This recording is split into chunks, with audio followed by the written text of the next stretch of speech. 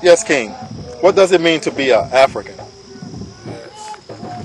What does it mean to be an African? Or a Rasta man say, to be a Rasta to help his African people. That's the main job of an Aya man, Aya woman, to look at them people, which are the African people. What it means to be African is always to uphold love. Love your brother and sister for who them are, who themselves across the world. Africa, the most friendly continent on the earth. We welcome all people from everywhere, all cultures. You can see that from being African, you're also every other person who's in the world. It's from the African way of living through culture you see across all the world. They are the family unit, living communally. All nations and villages who upheld the family and love, not also nuclear family, but extensive family. Yes. We're all cousins and brothers and sisters, all sons and daughters of Jah Rastafari.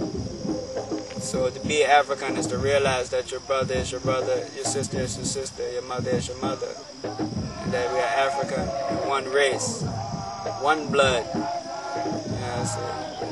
One blood. Bless up.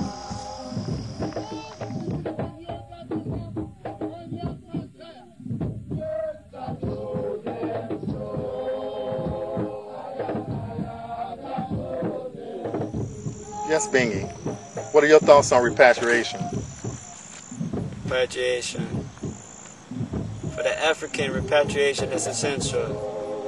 In these times, the African abroad out of Zion has to first take a mental repatriation back to Zion. That means he must learn about his culture, his roots, his tradition, his family. He must know the ways of how it was before he arrived in Babylon and them things. Most youth these days do not know our history beyond slavery. And slavery is just the minimal part of our history. Africans are the first ones to roam the earth, and they shall be the last. They were the ones to civilize the whole earth. We were the ones who populated the whole earth. From southern tip of Africa, down to Ethiopia, to Egypt, to Arabia, to Asia, to Southern Asia, India, down to Papua New Guinea, Australia, across the Bering Strait to North America. Black people are the first. Repatriation is also spiritual. More so because spiritual is the head of all things in the mind. Every man is spirit, every man is a living fire. Spirit. Why? Because spirit is over the mind. Mind is over the body. You control your spirit, you control the whole unit of who you are, the whole Trinity, the whole temple. And you do not want any spiritual impurity within your temple. That's why I have reasonings on who we are and who we're supposed to be in the ancient powers that we used to have. The ones who used to have dominion over the earth and the land, and controlled fire with his mind, controlled water with his mind, controlled the wind with his mind, moved the earth with his mind. So I say spiritual repatriation must come first before anything else cometh on this earth. Haile.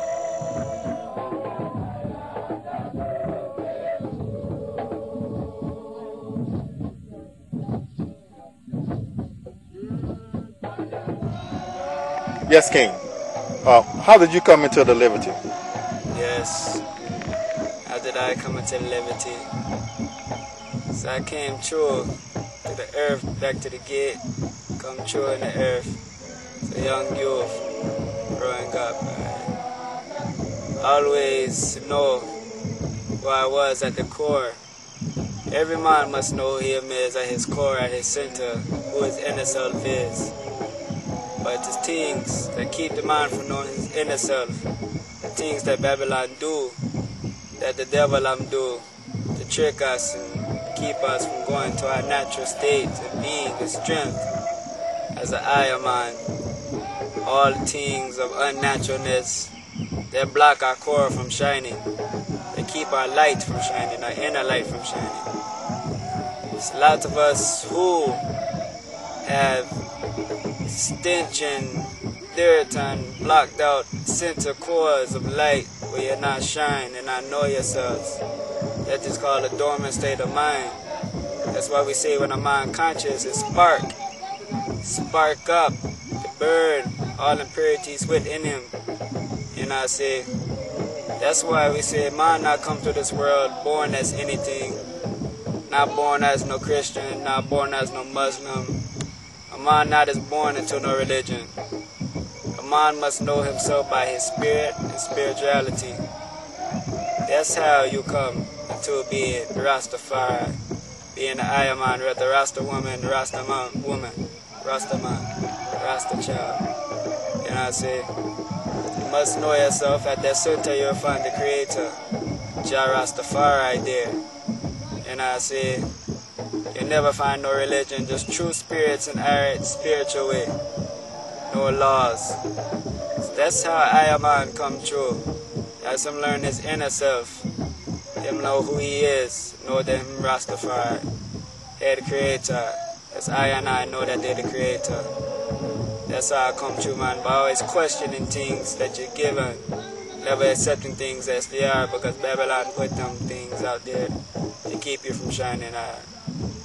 And that's how I say when I come into Rasta, when I shine and I see that my light shines upon everybody else, that's how I know I am Rasta. Jah, bless up.